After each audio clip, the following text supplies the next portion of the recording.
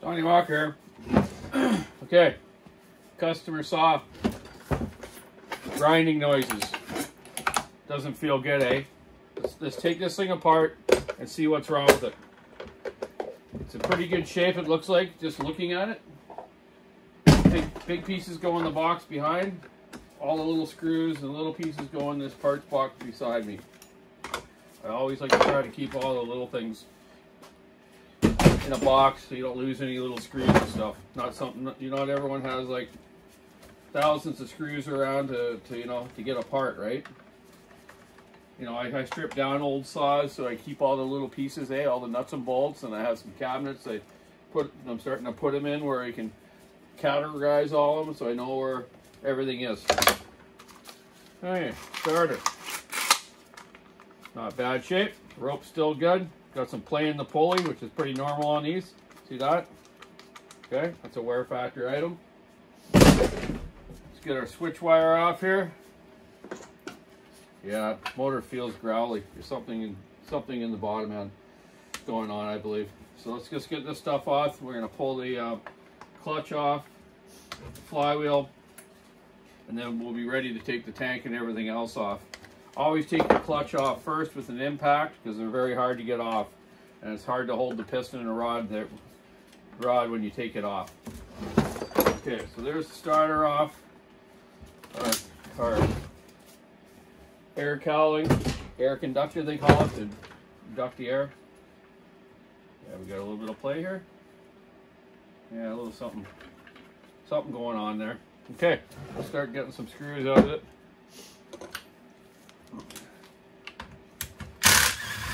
I know I'm going to be probably taking it right apart, so I'm going to also take all the basic screws out that we need to get the tank off.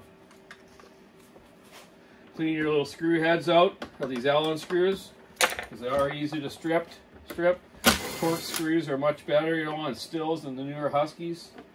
Hardly ever strip a Torque screw. Okay, let's get them all off here so we can take the handlebars off and get out everything easier too. Doesn't take that long to strip one down. If you got the right tools, don't take long. Okay. 395s are going to be discontinued. I don't think we have any more left in stock.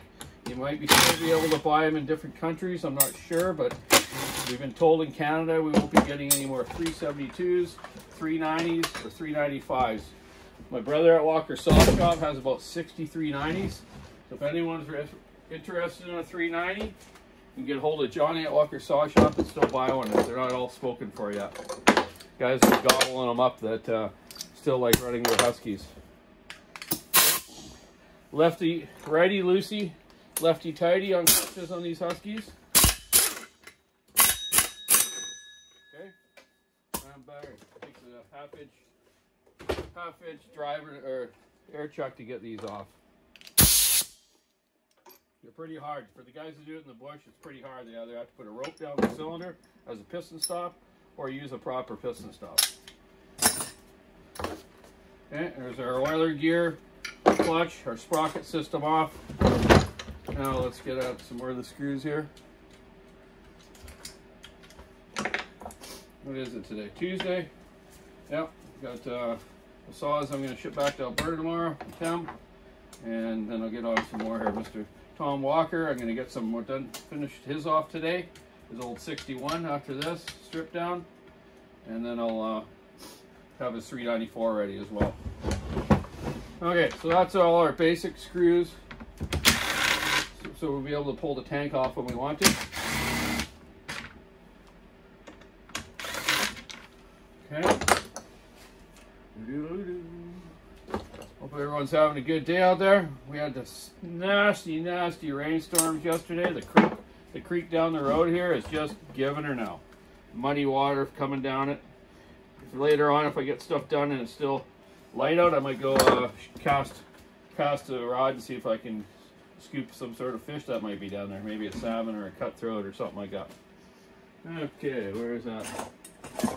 These screws you take out that are limiter screws, there's one on this side and one on this side. I use them to put in the fuel line. They're perfect size, so it stops the fuel from coming out. But always empty your fuel out first, because when you take the line off the carburetor, it'll shoot and spray all over you.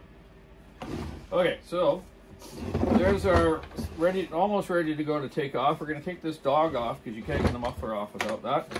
So let's get that off, and then we'll get the muffler off, and then we'll get the jug off. One thing about these, they had kind of a terrible dog system. Well, stock dogs aren't bad. These are aftermarket West Coast ones. I call them West Coast. They're not from West Coast saws. They're just, we just call them West Coast because they're big, and we use the big ones in the West Coast. These, I believe, are made by Pro Safety. Yeah, these are Pro Safety ones. All right, come on, out of there.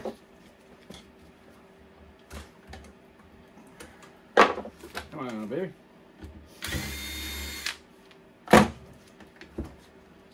All right, don't want to take it all the way out, but we'll get it out in a minute. Yeah, get it out. Get it out now, Donny. Holy, stuck in there somehow. There we go. There we go. Okay, shabam. That one out. Dog in the big box. Now let's get our muffler off. You can do two ways of doing these. A lot of times I'll take the carb off first, so I can see if there's anything going on around there, like a bad carb boot or manifold itself. I showed you on a video the other day, rebuilding a carburetor for the 394. 395 ones had Tillotson to begin with. Then they switched to WJ wall. Okay, muffler off, dual port muffler. That's what my buddy runs. He loves them, and that's the best design type muffler for the West Coast here. You can heat your one side of your hand on the starter side, and this side it directs the exhaust away nice. Okay, piston looks good on this side. Okay, so let's get our other screws off here. We're going to pull the cylinder and the carburetor off at the same time.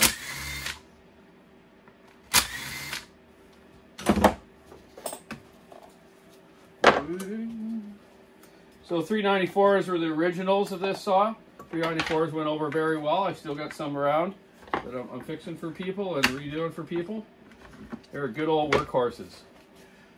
Also remember the cylinder bolts on these Huskies, 394, 395, are standard, eh? So you need the 3/16 Allen wrench to get the cylinder screws off on these. Just like 2100s, 266s, 288s. All the same. Don't ask me why they use one standard bolt set of bolts only just for the cylinder. Couldn't tell you. Strange. Why they didn't use 6 mil like everything else. Okay.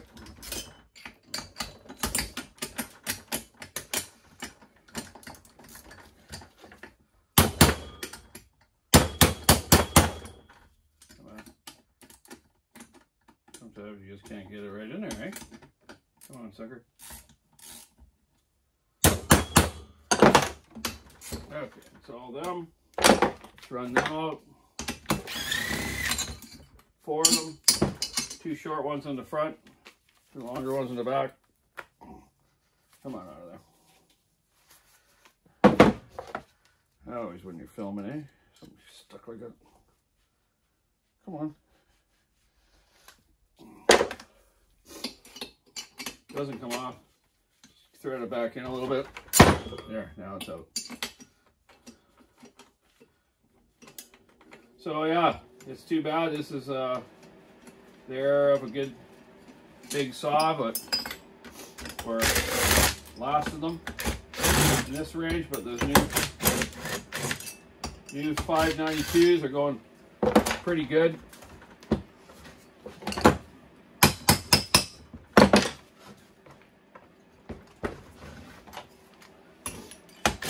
And the 585 as well, you know. Like, you know, the 592 comes with heated handlebars where the 585 doesn't, unfortunately. So that's why some guys aren't buying them, even though they're carbureted still. But I think it's kind of dumb on Husky's part not to have them as heated as well. But that could change. You never know. We'll see See what the market looks like for them, right?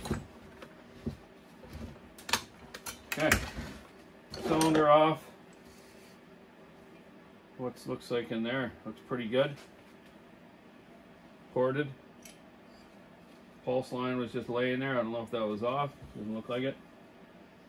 Okay, get our bolt out of here. And then inspect our bottom bearings.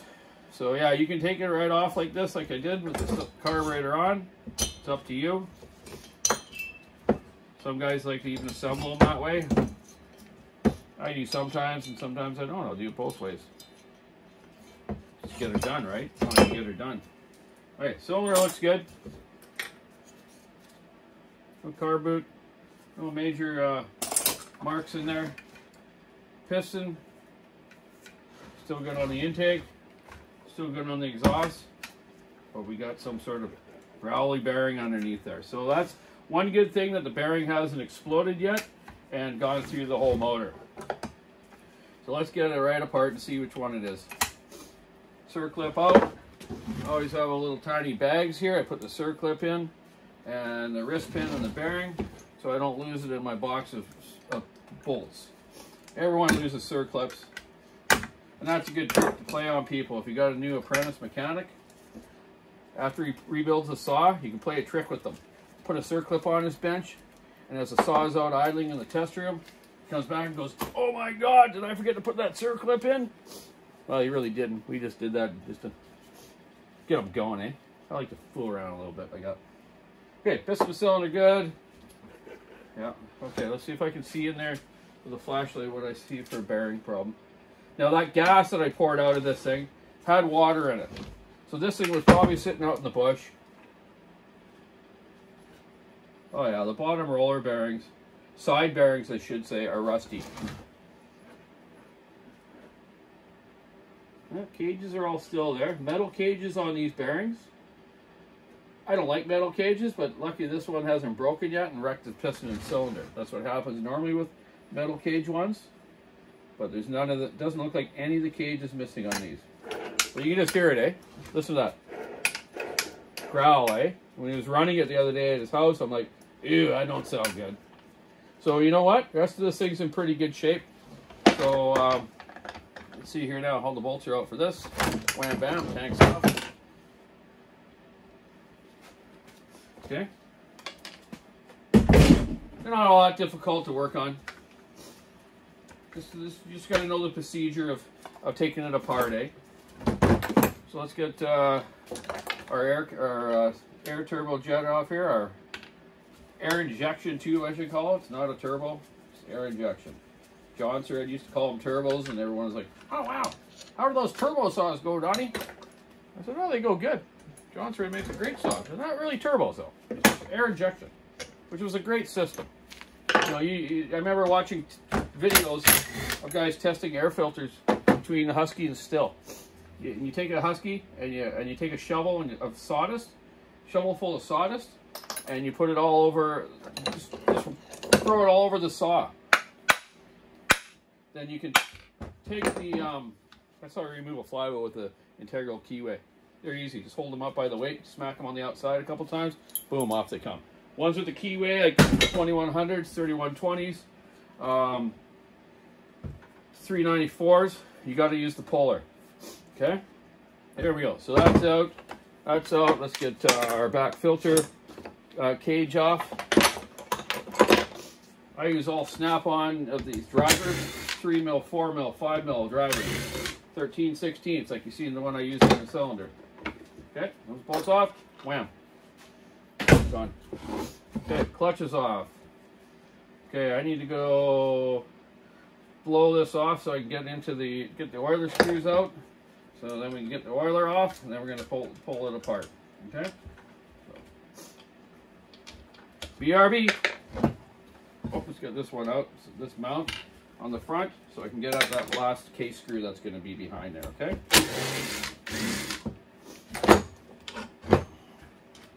Bam, bam. Good. We'll blow that off.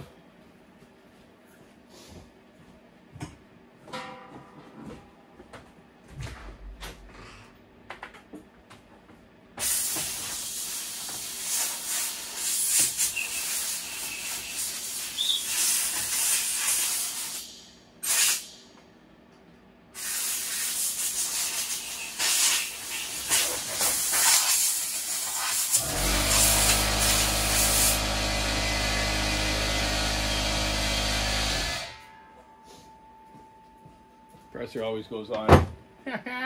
Okay. Let's get the oiler off.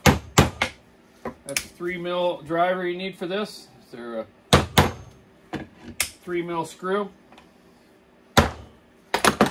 Okay, 3 of them. Already emptied the oil out as well. There still would be some though, there always is. Okay.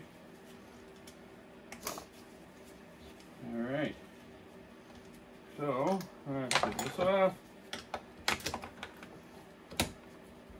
Okay. Watch your little, don't lose your little O-ring here for the oiler that feeds where your, or puts on the oiler where the feed hole is, okay? Just leave it on the oiler part so you don't lose it. Take your oil line out. Okay. And there we have the other screws in here. So we have 1, 2, 3, 4, 5, which is the kind of hidden one down there. It's always got crap built into it. And the 6th one on the outside there like that.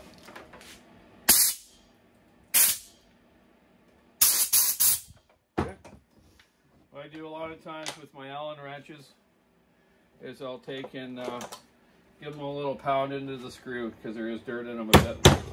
Just crack them all by hand. Don't want to strip them. Hard to get out.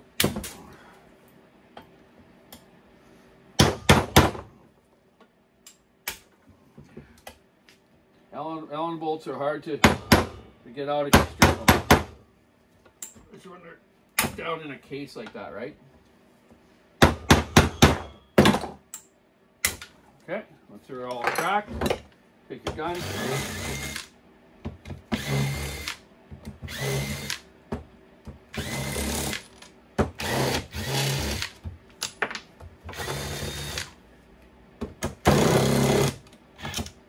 Okay. 1, 2, 3, 4, 5. 2, 3, 4, 5, 6. Okay. Set them aside. There we go. Now we're ready to actually separate the case already. So let's find our separator. Where did I put it the other day? Come on, come on, come on. Okay, separator. Maybe it's in my toolbox there. Okay, maybe one place to look. There we go. Okay, this tool is awesome for any crankshafts that aren't full circle. You could use it on a still on Husky. Put that in there. You can buy these, I think. You might be able to buy these online versus Husky. They're probably a lot cheaper. But I think this one was bought from Husky. Just get it in there. Tighten it up. Make sure the rod's in the center, obviously. Start cranking this sucker. Sometimes it can be a little hard, sometimes it's easy. This one's easy. Okay, crank it so the thing's right off, the crankcase is right off the bearing. There's going to be some chain oil still in there. No big deal. Okay, get that off. There we go. There's the one side case. Look at that. Gritty, rusty bearings. Okay? We'll put that aside. It's going to get washed up. Let's get a little rag down here. Catch all this oil. Okay, now let's get the splitting tool. Get to the other side here, or you can put it in the press and press it out. But this is quick. Okay, there that. Just pushes right out. Okay, I left the coil on. You can leave it on, take it off. There you go. There's your other bearing. Crusty, rusty. There you go. There's a complete teardown of a 395 done in this short film. So now what I'll do is, I got other jobs to do right now. This guy's heading to camp tonight. He's not getting it back tonight. He's getting his other saw back that needed a switch wire only. So I'm going to clean all this up, throw some new 6202 bearings in it, some new seals. Top end's good. So well worth doing. This is a saw you can't get anymore, and everything on it's in pretty good shape. The dog bolts are good. All the starter holes are good. Top cover bolts are good. crank's still good, piston and cylinder good. Yeah. So maybe next episode we'll do a video on putting it back together. So I'll show you putting the bearings in, the cases themselves, putting the halves back together in my arbor press here, and then just bolting it all back together. It doesn't take that long. Okay, keep your saw on the wood, stick your dash, rubbing around. Hope everyone's having a great day, and have a great rest of your day. Bye now.